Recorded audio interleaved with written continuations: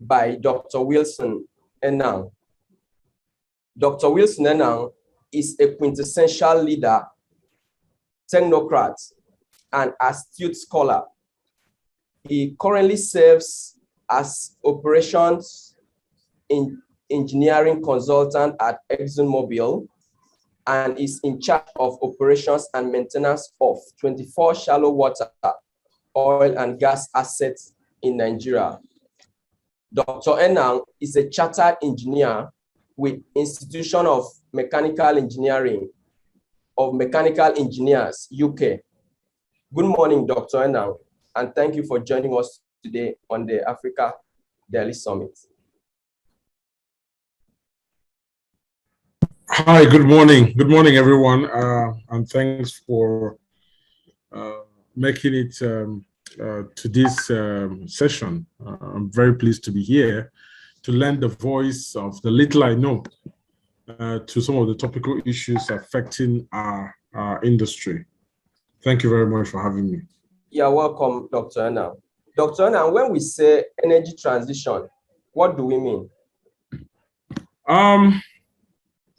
Energy transition would simply, imply the moving away from fossil energy to more renewable energy. But I have to say that energy transition in the real context of applicability would be more focused on moving away from less cleaner energy to more cleaner energy, rather than moving away completely from fossil fuel to renewable energy. Because if you look at the practicality, it's just, it's a very wonderful wish, but I don't see a world, even in the next 50 to 100 years, where there is no interplay between renewable and the fossil fuel, because they both have to complement each other. We just have to imagine approaches for producing fossil fuels a lot more efficiently. Okay, thank you very much, Dr. Enang, for that elaborate answer. Okay, Dr. Enang, now how has the world evolved? And where are we now as far as this transition is involved? The transition is, as early as the late 1970s, we've had the transition being discussed extensively. And then, of course, different studies that led up to the 2015 Paris Agreement, where the world had set targets. And what that meant that each country had to translate that to what they needed to do and each sector to be able to fulfill these targets. What is a little bit different this time is that we are having the paradigm shift more so because our customers are more demanding as to the quality of energy that they get. It's not just energy. So there's a focus drift from energy to exergy. Exergy meaning the quality of energy. So our customers are becoming demanding as to what's the quality of energy we're serving. Beyond that, they're also asking questions to say, how ethical is your energy exploitation? Does it solve one problem and create another problem? So that question has always been there. More so, in light of the climate change, which we all know it's a serious business. The water levels are rising because the global temperatures are increasing and melting all those ice. We now have a lot more activists coming out. Now, so I'm telling you some of the pressing factors. So we have our customers are one, the activists are another, and now you have a translation of these activities going from just the streets, the media, to the boardroom. So now they now even have money to buy space, buy investments, and can now sit in the boardroom and make decisions. So it's even more prominent. Now we now have funding constraints because there is an extra metric. Profitability alone is not just the metric. the metric as to how responsible are you exploiting energy? Do I want to be a part? I mean, the investors are asking themselves, do I want to be a part of an investment that is exploiting energy in an irresponsible way?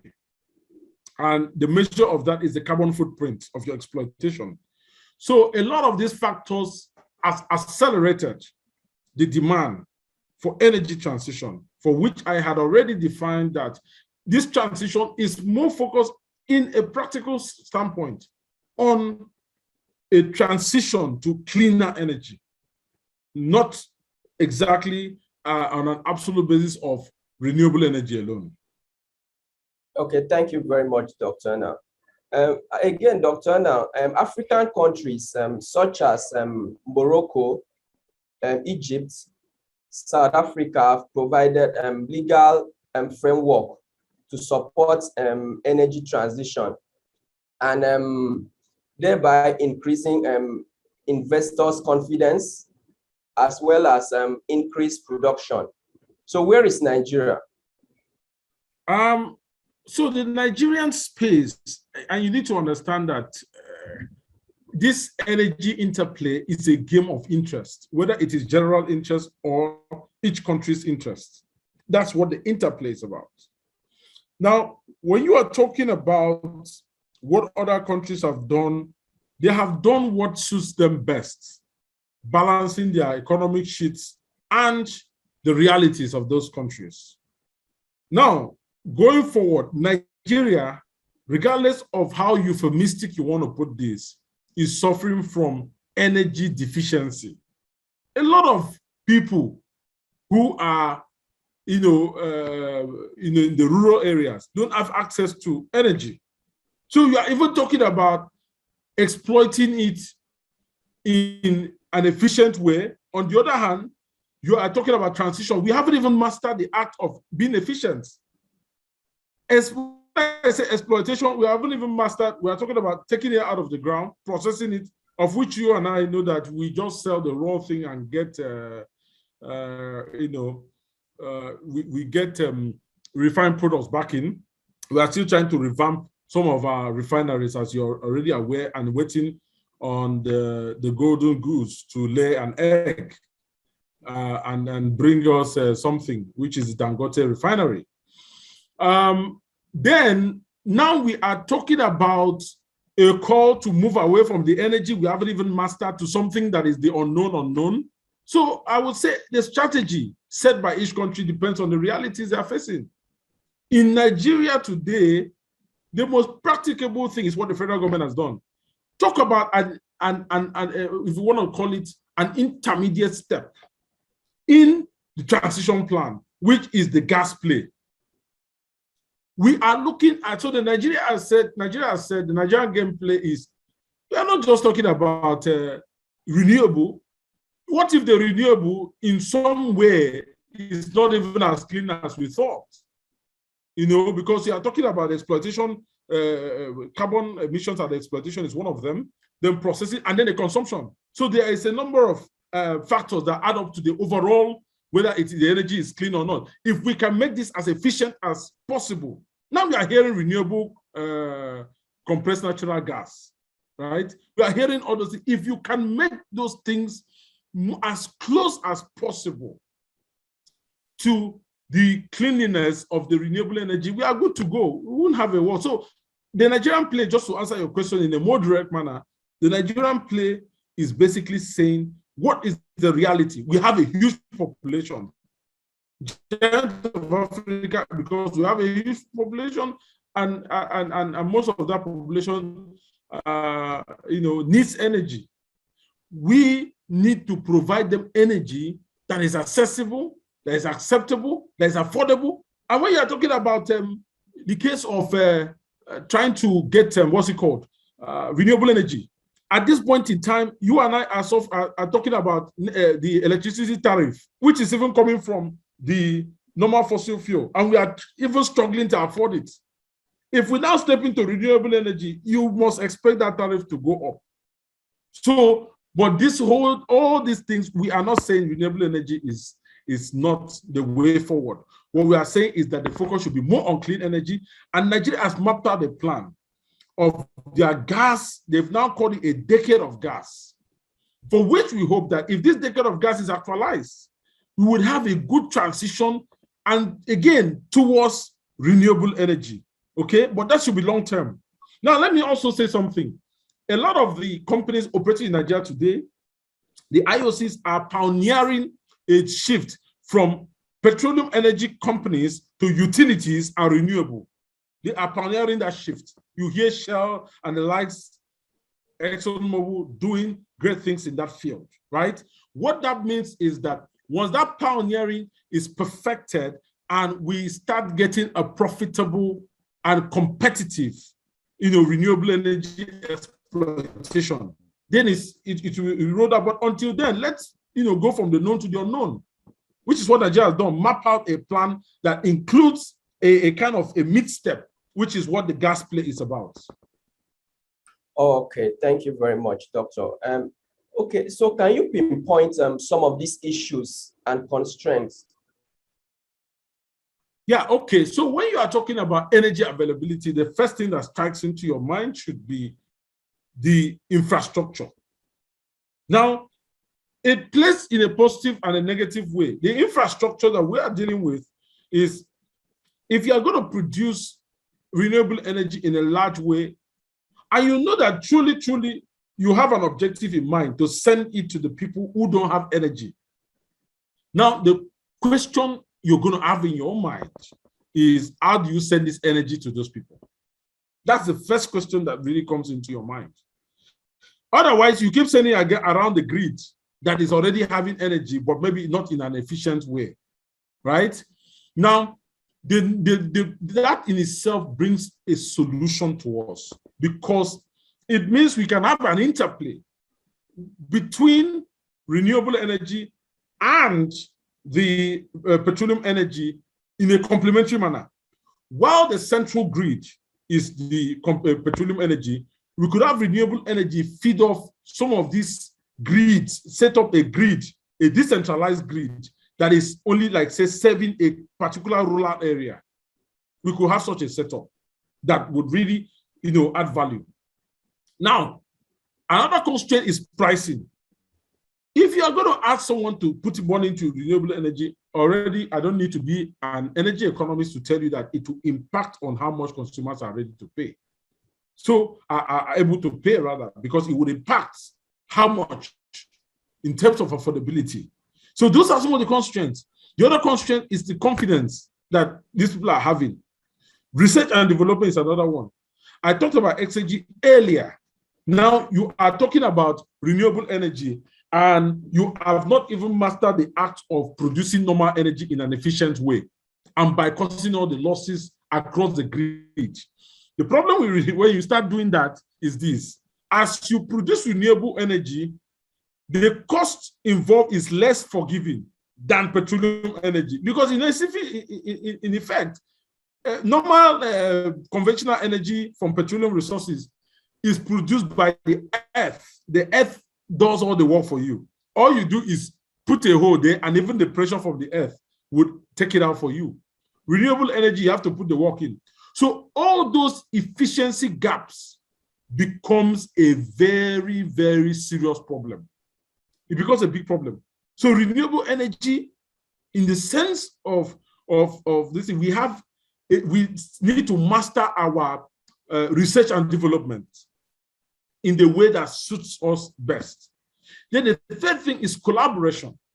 We need to collaborate. We can't solve energy crisis in isolation. You can't be, energy is not a Nigerian problem or a Ghanaian problem. It's a problem, a global problem. So there needs to be that interplay. Is it in funding? Is it in sharing ideas? We need to all collaborate.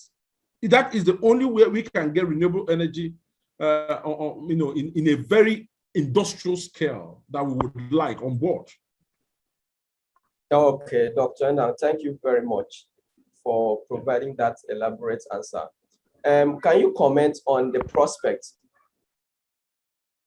Okay, the prospects of renewable energy in Nigeria are very, very large, because one, as I said, renewable energy, you have to produce the energy yourself. There is no earth producing anything for you. What that means is that the value chain and the sub-value chains are enormous. A lot of work for you and I. We would not lack.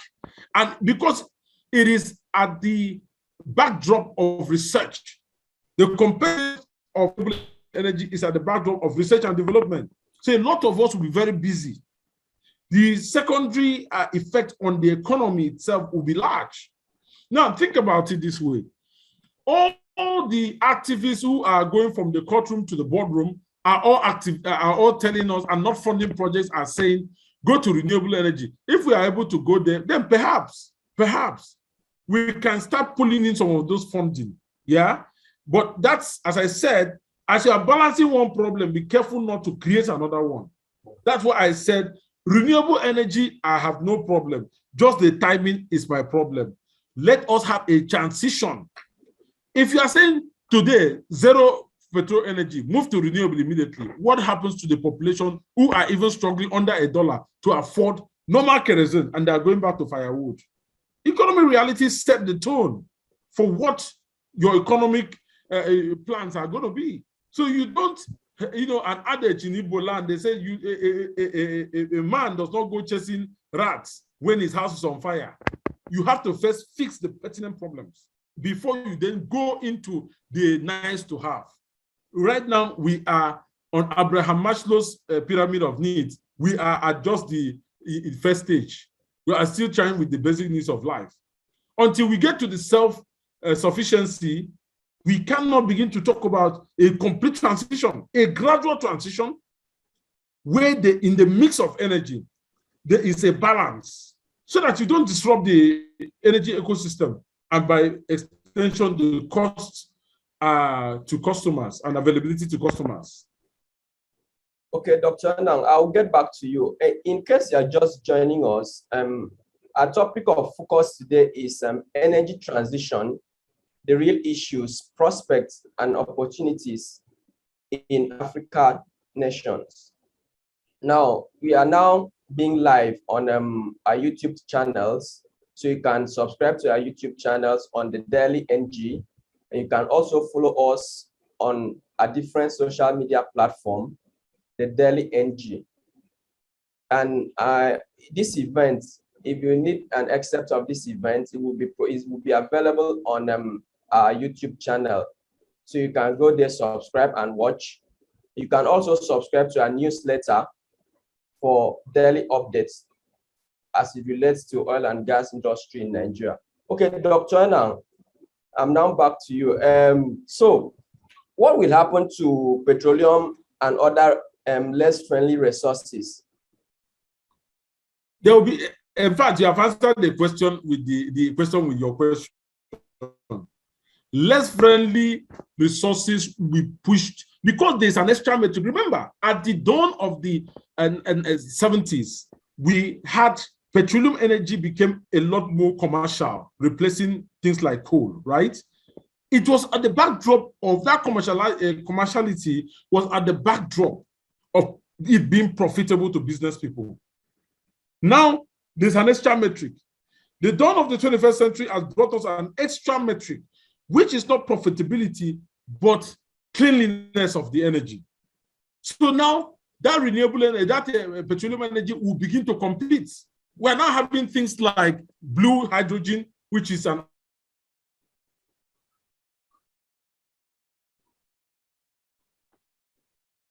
sorry. Can you hear me? Yes, I can hear you clearly now. Hold on, no, sorry. We are now having things like blue hydrogen, which is an offset of the of the petroleum energy. We're also having things like the carbon capture, storage, and utilization, which is us capturing carbon. And you know, if you go to your extinguishers, your fire extinguishers, they are all, if you go to your fire extinguishers, they are all carbon powder in there. So we are now having the petroleum energy compete by creating extra profitability because of its lean the lean approach that the operators are now taking, to now creating a more clean, because they are trying to be cleaner now. So that compared, every well-meaning person that is void of any political intent is looking for cleaner energy, not renewable, as the case as they are saying. You know, whether it's renewable, we want it clean. Every person that intends for energy transition is looking, oh, is it cleaner? Is it more responsible? So we will just have to have the transition of the petroleum sector or petroleum resources more from a volume standpoint to a value standpoint. That's where I see it go, where we begin to ask ourselves, it's not just the volume in the ground, what is the value to customers in terms of cleanliness, profitability, but the energy mix would always remain the way, only that we'll have a slightly more increase in the ratio of combination of renewable energy to the petroleum energy. Okay, thank you very much. What businesses and other opportunities exist for investors in the energy transition? A lot. Already, you are talking about cars being changed. Luckily, that was what I did in my PhD, where we hybridized cars, whether cars that were baseline, conventional cars, or cars that we are now making pure hybrid. That is a lot. For you to change all the cars in Nigeria, if you take a bulk number of cars in Nigeria estimated, you are looking at least thousands of service stations that can do that, that will be able to do that. And that is job creation for everybody, right? Now, if you are now looking at, as I said, setting up energy hubs that are decentralized on the central grid, and they cater for remote communities that don't have access to energy. Those are business opportunities in itself, right? So there's a lot of things, and then the effect on, as I said, job creation, more money to the, more money, in the economy and all that. So there are a lot of great options of possibilities that we have, and we'll be attracting a lot more funding than we are attracting for the normal conventional energy, because as you see, the activists, I'll give you an example, BlackRock. BlackRock is the biggest funder in terms of portfolio of in the energy sector. And BlackRock are saying that, look, we will not fund anything, I think, beyond, a certain percentage of carbon that they are talking about. They will not, anything that has, I think, beyond about 4% carbon footprint, they're not going to fund it. So imagine if you are able to demonstrate carbon neutrality, right? In some ways, those guys will come running with the funds, because they will still want they still want to be energy driven. They are known for energy. They don't fund, their major portfolios is just energy. So they still want to be energy driven. And so they are willing to come in. So if we can do that, we will attract. But as I said, the focus should be cleaner energy and demonstrating objectively that we are chasing green energy, cleaner energy. Okay, Dr. Nan, thank you. In case you have any questions, please, you can drop them in our chat box and we will attend to them shortly. Okay, in your opinion, Dr. Nan, do you think energy transition has been politicized by the developed economies against the developing oil-rich nations? I mean, I started out to say, if you are void of any political intent, then of course you would know that we are talking about cleaner energy. You have to understand something. The energy play. Now, let me take you a little bit back. I'll take you back to what happened in the Soviet Union. It was an oil price crash that weakened the Soviet Union at the time, and there was really no funding, and then other things came in, and that really helped us end the war. You have also been in recent times, let's come to recent times, where the interplay of who makes certain decisions globally is done by who has much oil. Now, I'll tell you, if I were on the driving seat of the opposition, I'll do everything possible to take that leverage away. I would do everything possible.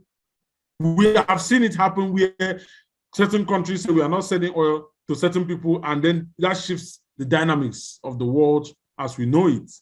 You have also seen where bans are put on certain countries' cargo, you know, and all these are targeted at the oil, at the oil. So it's a recurrent and central theme when it comes to the geopolitical landscape of the world today.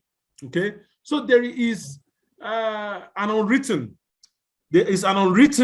sign that if certain countries could stop us from that, what they tend to see as monopoly of the global source of energy, of course, it's something they would want to do. I would want to do that if I was in that space.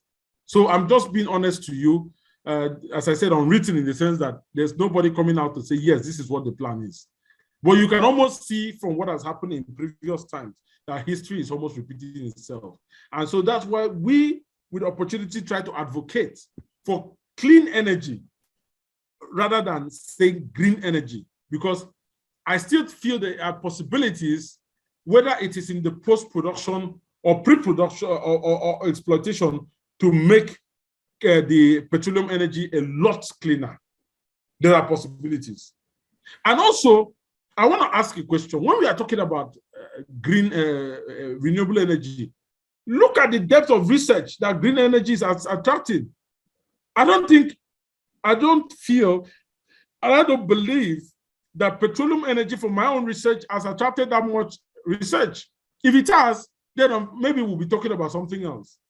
So I think we need to all be fair.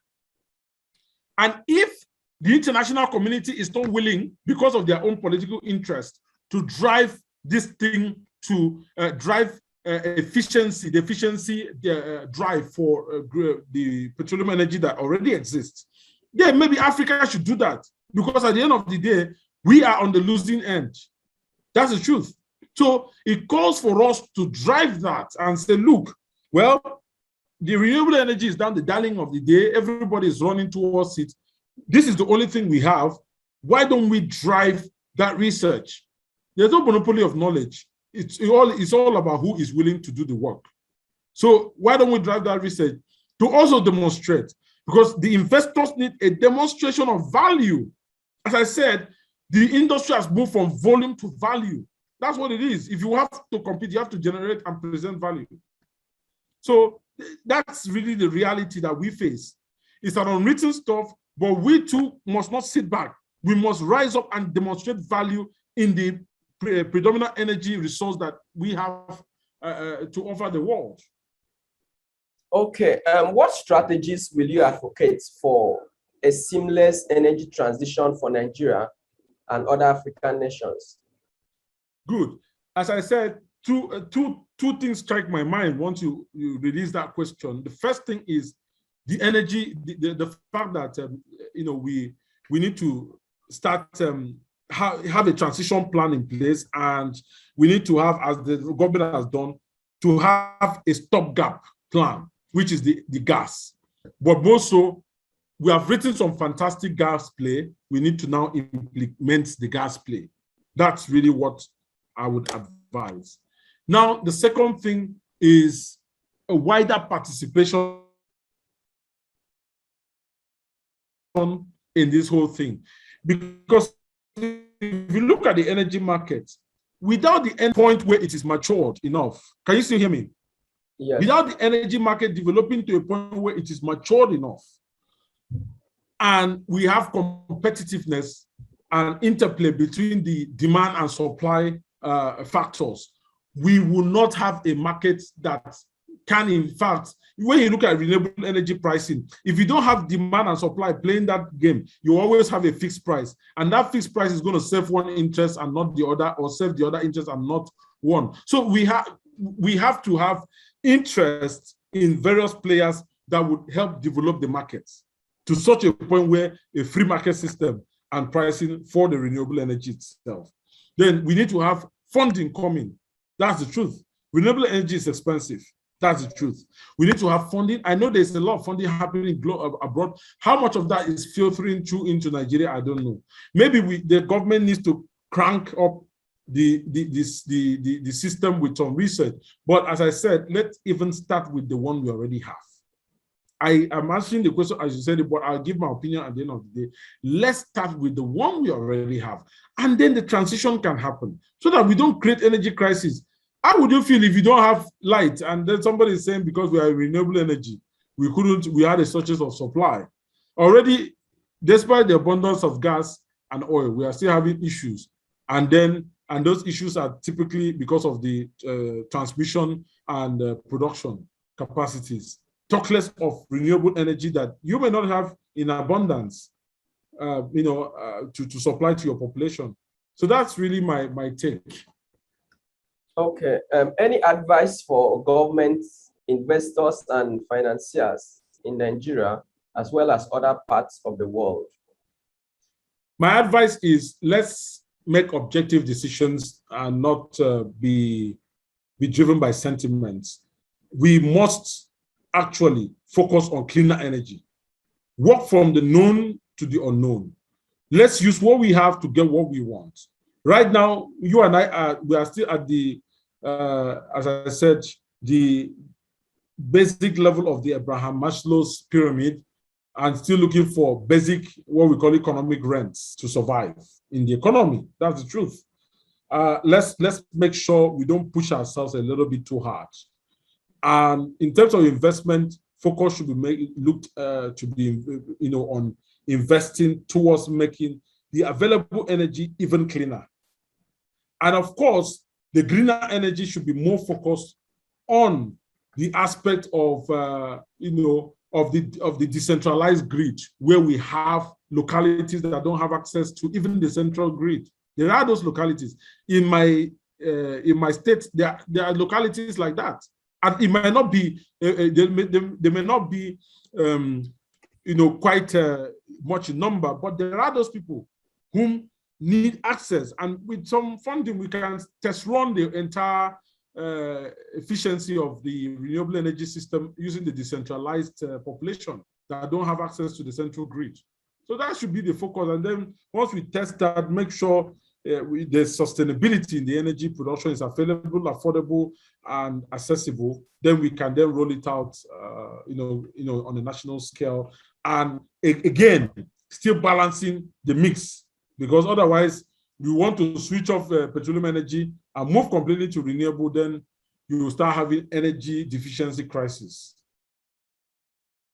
Okay, thank you very much. Our topic of course today is energy transition, the real issues, prospects, and opportunities in African nations. And our guest is Dr. Wisdom Enang.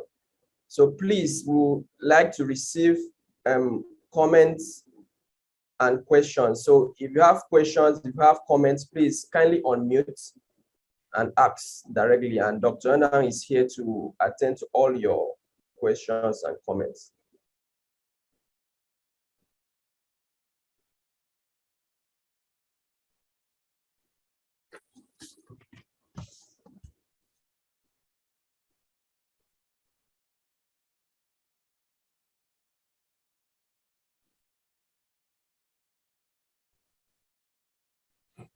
Okay.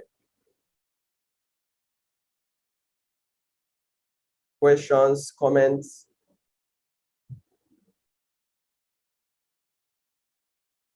Okay, Mr. Mike, do you have any questions or anything to add? No, but I just really want to appreciate our speaker for today. Honestly, he was very transparent, he was very honest, and I like his perspective on the realities that we are facing in Nigeria. I've also learned quite a lot of things, especially about the is it XAG now, Mr. Dr. Enang? Yes, XAG, the quality of energy. The quality of energy, which makes a lot of sense. So it's been a very insightful session. I really appreciate your contributions so much, sir. Thank you very much. Thank you. Thank you very much, sir. Okay. Please join us and follow our social media platforms on the Daily NG for updates, and also subscribe to our YouTube channels and newsletters to receive updates on news and news analysis in the oil and gas industry. Thank you very much, Dr. Enang, for sharing your thoughts and perspective on our topic of discourse today. Thank you. Thank So you very much. we look forward to having you again next time. Anytime. I'm very happy, and thanks for the opportunity to lend my voice. I tried to be very honest, factual, and straight to the point, because at the end of the day, the solution to energy would come from an objective assessment, not a sentimental assessment. And I always tell people, if we don't solve the energy crisis, then we will solve the problem created from the energy crisis. We have no choice. So it's always good when a forum of highly intellectual and engaging professionals come together. And for people that were not able to make it, I hope we will do a lot on the publicity end to share. Yes. And so that they can also chip in, because as I said, there's no monopoly when it comes to exchange of ideas in solving the energy problem. The energy problem is going to be a solution that is going to demand all hands on deck. So thank you very much, and I look forward to more engaging sessions where we would have even people of different school of thought chiming in on the topic and adding a lot more value. Thank you. All right, thank you very much, Doctor. Okay, so we've come to the end of today's discourse. So the next edition will be sent across on our different social media platforms. And until then, it's a wrap. Thank you very much. Thank you. Okay.